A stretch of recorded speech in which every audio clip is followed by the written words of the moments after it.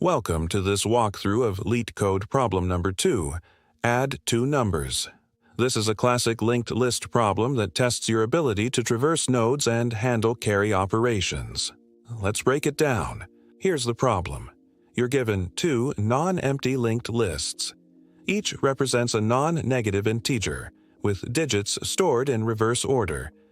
Each node holds a single digit. Your job is to add the two numbers and return the result as a new linked list, also in reverse order.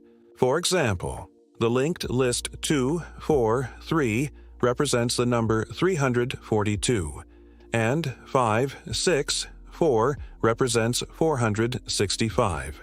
Adding them gives 807, which in reverse order is 7, 0, 8. Now let's look at the Java solution. We define a method called addTwoNumbers that takes two list node parameters, L1 and L2. We start by creating a dummy head node. This dummy node simplifies our logic because we don't have to handle the head of the result list as a special case. We also initialize a pointer called current, set to the dummy node, and an integer variable carry, set to 0.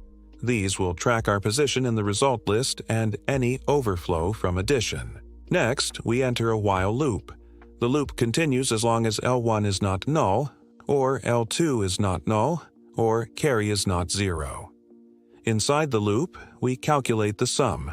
We add the carry, plus the value of L1 if it exists, plus the value of L2 if it exists. We then update the carry by dividing the sum by 10. The new digit for our result is sum modulo 10.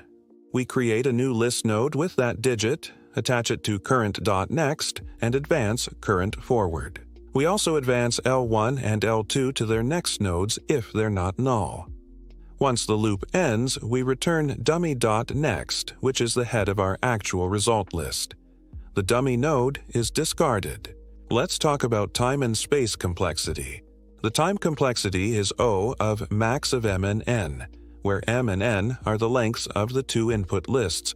We traverse each list at most once.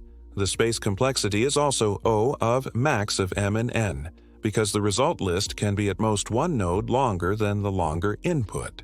Key edge cases to remember. First, lists of different lengths, like 1, 2, 3, and 4, 5.